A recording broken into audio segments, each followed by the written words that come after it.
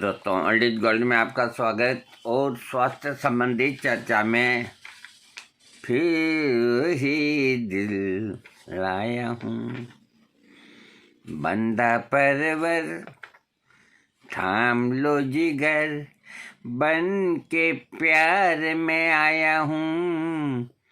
किस्मत में आपके हुजूर फिर वही दिल लाया हूँ। तो मैं आज आपको, देखिए, मेरे पास कई कमेंट्स आ गए और ये लिखा कि गुरुजी आयुर्वेद के अंदर ऐसा नुस्खा बनाओ, चाहे भस्मों से बनाओ चाहे जड़ी बूटियों से बनाओ, जो 1 घंटे के अंदर ही टनाटन काम हो, अंग्रेजी गोली की तरह। तो मैं अब तक इस चीज़ को टालता रहा कि भाई बड़ा मुश्किल काम है ये। फिर मैं सोचा कि करें, कोशिश करें। तो मैंने सब बुक्स से ये इनको दोबारा खंगाले तो एक नुस्खा मुझे प्राप्त हुआ है। और वो नुस्खा जो प्राप्त हुआ है वो इसी काम के लिए है। उसकी डोज जो है, आप 12 मिलीग्राम की डोज है उसकी। 12 मिलीग्राम का मतलब ये होता है कि करीब 1.5 चावल के बराबर, और वो भी मलाई के साथ खाना 1 घंटे पहले। अब मैं इसके बारे में आपको जानकारी देता हूँ। ये नुस्खा सुप्रसिद्ध ग्रंथ, इसका ग्रंथ का नाम है आरोग्य प्रकाश। आरोग्य प्रकाश वैद्यनाथ फार्मेसी के जो संस्थापक पंडित राम नारायण शर्मा का लिखा हुआ ये सुप्रसिद्ध ग्रंथ है। इसको कोई चैलेंज नहीं कर सकता। इसमें से ये नुस्खा लिया है मैंने, जो उनका लिखा हुआ है।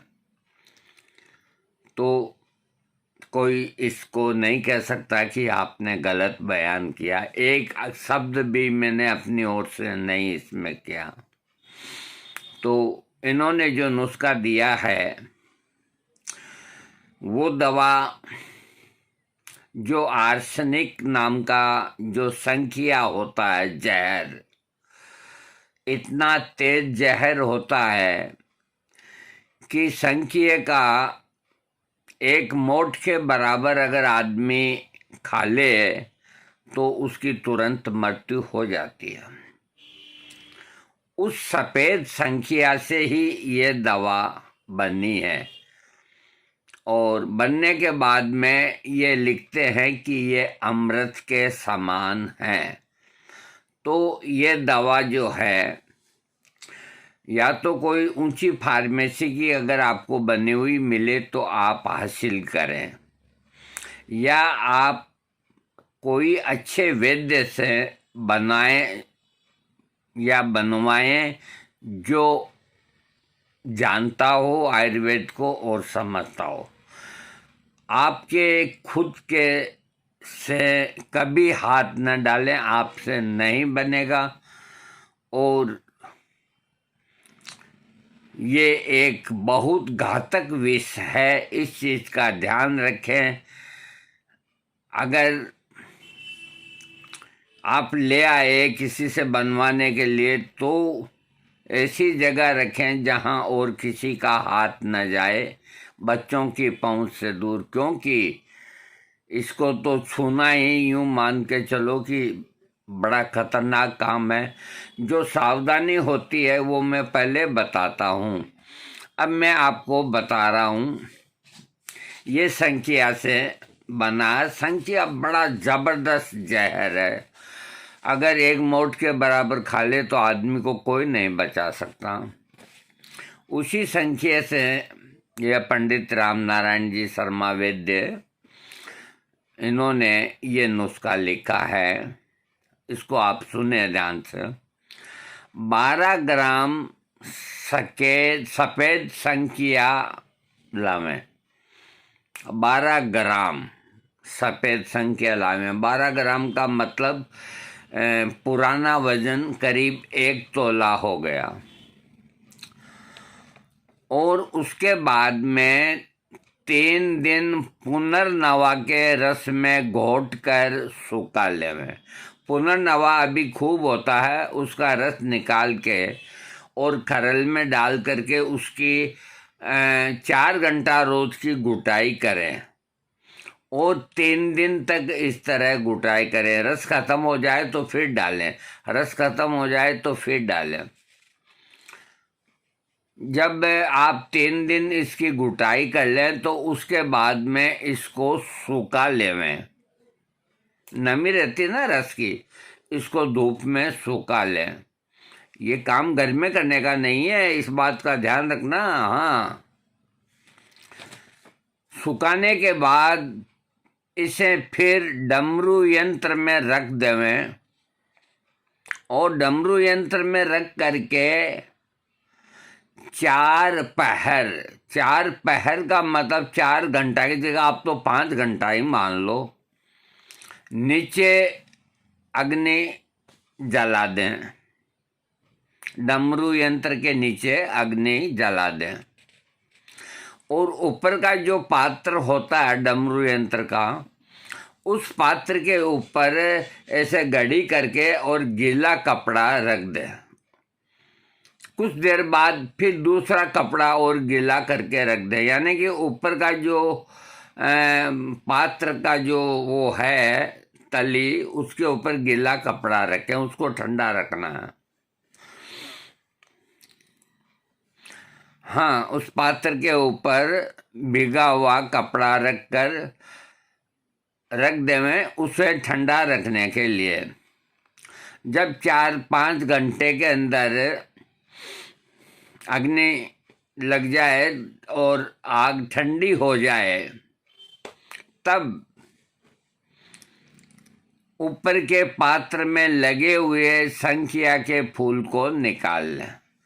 तो जो संख्या आपने डमरू यंत्र में 12 ग्राम डाला है, वो उसके फूल बन के अग्नि से और ऊपर का जो पात्र है जिसके ऊपर आपने गीला कपड़ा रखा है, उसके चिपक जाएंगे वो। तो उसमें से उनको निकाल लें आप।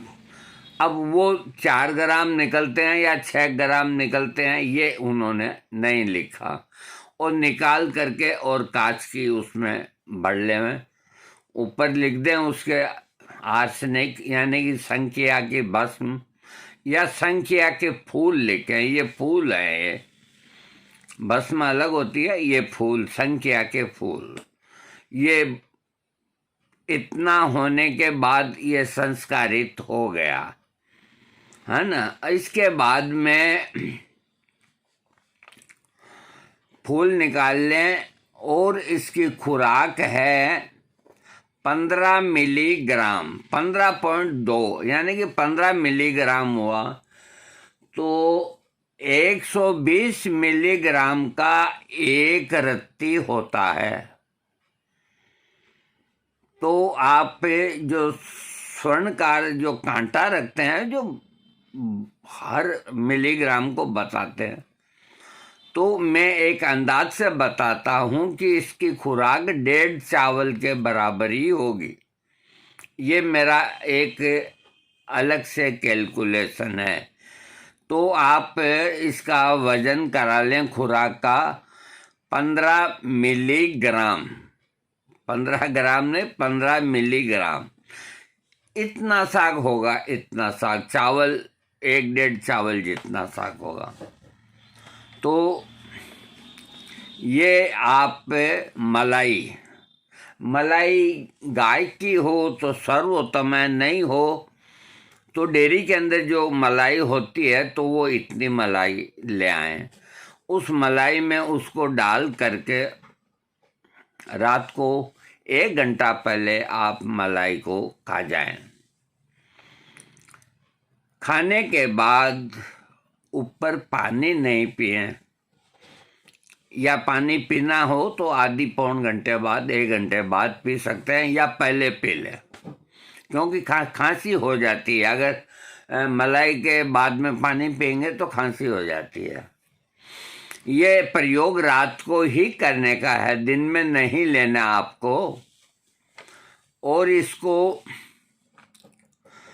इन्होंने ये नहीं लिखा कि इतना दिन तक लेना चाहिए, तो ये अनुमान से आपको 15 दिन लेके और अपने अच्छे वैद्य से परामर्श कर लें कि मैं ओढ़ लूं या नहीं लूं। खास बात इन्होंने लिखी है कि मौसम सर्दी का होना चाहिए।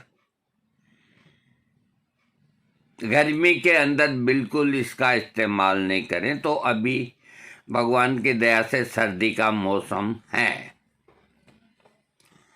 सर्दी का मौसम होना चाहिए। और जब आप इसका सेवन करें या कोई भी इसका सेवन करे तो आप लिखते हैं कि घी, मलाई और दूध ये श्रेष्ठ, यानी कि जितना आपको हजम होता है ये श्रेष्ठ परिणाम के अंदर आप खाएं। ये नहीं है कि जैसे कोई दवाई आई पानी से ले ली, किसी ने बियर से ले ली, किसी ने जो गर्म पानी से गटका ली है, ऐसी गलती ना करें। ये सब चीज़ों की व्यवस्था हो तो इसका इस्तेमाल करें, नहीं तो दूर ही रहें। मतलब उनका कहने का कि जब आप इसका 10-20 दिन इस्तेमाल करो तो मलाई, दूध और गाय का घी, मतलब ये पेट के अंदर खाते रहो आप। तो ये लिखे हैं कि इसको खाने से नपुंसकता दूर होती है, इससे ताकत पैदा होती है, ये कम उम्र वालों के लिए योग्य नहीं। यहाँ वार्निंग आई है, कम उम्र वालों के लिए योग्य नहीं। इन्होंने लिखा है कि 45 से 50 साल वालों के लिए अमृत के समान है। तो आप ज़्यादा से ज़्यादा 40 साल ले लो, 40 साल से ऊपर आ गए तो 40 से 50 साल इन्होंने लिखा है, यूँ मान लो। अब 50 से ऊपर इन्होंने क्यों नहीं लिखा, ये एक, इसको अब कहाँ पूछताछ करें, वो तो क्या बताएं आपको। तो ये बाकी आपके वैद्य बताएंगे, जो जानकार हैं वो बताएंगे। लेकिन ये इन्होंने लिखा है कि कम उम्र वालों के लिए योग्य नहीं है, 40, 45 से 50 साल वालों ही इसका प्रयोग करें। शरीर में कोई इस तरह का रोग नहीं हो, घातक बीमारी जैसे किडनी का रोग हो, या कोई पल्पिटेशन बढ़ती हो, या कोई और कोई घातक रोग हो, या लिवर खराब हो, मलाई मक्खन ये हजम ना होता हो, तो इस तरह का कोई रोग नहीं होना चाहिए। न ब्लड प्रेशर होना चाहिए, न शुगर होनी चाहिए। एकदम 50 साल की उम्र के अंदर आदमी निरोग होना चाहिए, वो ही इसका सेवन करें। ये आरोग्य प्रकाश के अंदर, इस पुस्तक के अंदर पृष्ठ संख्या 422 के अंदर ये नुस्खा लिखा है, जो मैंने इस कागज पे लिख करके 2 बार चेक करके और फिर आपके सामने प्रस्तुत किया है। हालांकि मैं सब तरह से ये दिखा देता हूँ, लेकिन फोटो नहीं आता, उल्टा ही आएगा। एक किसी ने विधि बताई थी, जो वो मेरे समझ में आई नहीं विधि कि वो कैसे होता है। अब मैंने बोल करके ही आपको 14 मिनट तक समझा दिया। ये चीज अच्छे वैद्य से आप स्वयं उसको कह करके, और जो परिपक्व वैद्य है वो ही बना सकता है। जो आजकल के निकल के आए हैं वो नहीं बना सकते। जिसने रसायनशाला में काम किया है वो ही बना सकते हैं।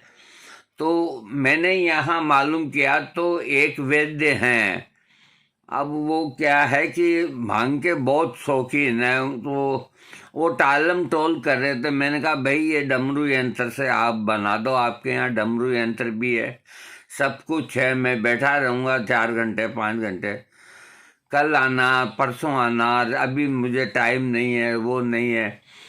अब देखो उन्होंने हाँ तो करी है, लेकिन मैं पक्का नहीं कह सकता।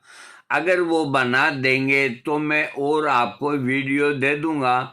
बाकी आप मान के यही चलो कि वो शायद ही तैयार हों, क्योंकि अब देखो जो नशे पत्ते वाले आदमी होते हैं तो वो राजा होते हैं, उनको पैसों का लालच नहीं।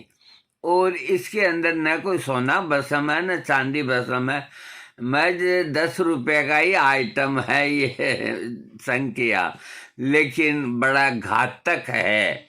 इस चीज़ का आप ध्यान रखें।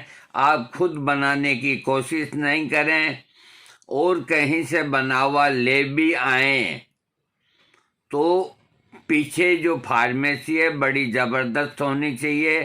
छोटी मोटी फार्मेसी का ले आएं, और इसका अगर शुद्धिकरण न हुआ है तो ये आपके लिए जानलेवा साबित हो जाएगा।